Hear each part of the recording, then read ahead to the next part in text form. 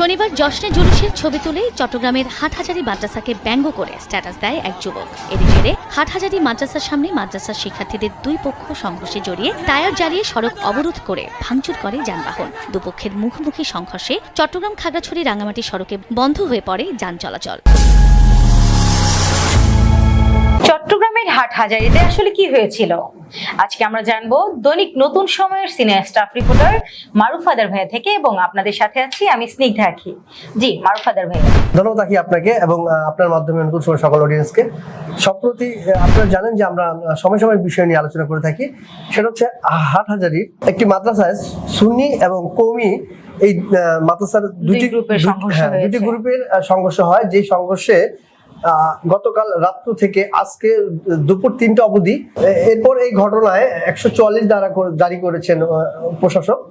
তো এখন ঘটনা হচ্ছে যে আমাদের যে মাদ্রাসার ছাত্ররা তারা দুটা গ্রুপ এই যে ভয়ঙ্কর একটি ঘটনায় লিপ্ত হলো। এর আগে কি হয়েছে, একটি ছেলে সে মাদ্রাসার সম্মুখে বিভিন্ন অশ্লীল অঙ্গভঙ্গিতে সে ছবি তুলেছে, আর সেই ছবিগুলি সে ফেসবুকে পোস্ট করেছে।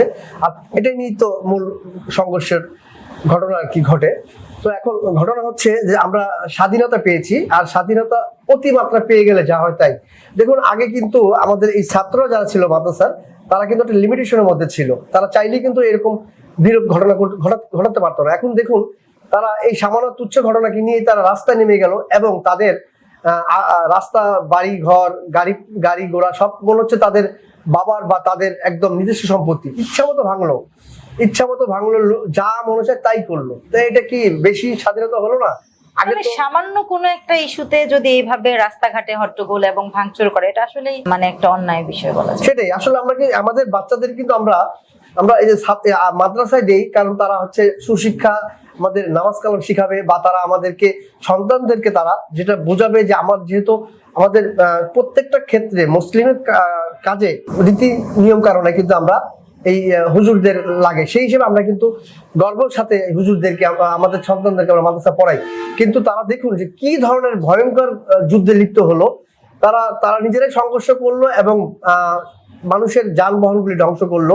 তারা মানুষ যারা পথচারী যারা যাচ্ছিল তাদেরকেও তারা এইভাবে মানে যা আচ্ছা তাই করলো।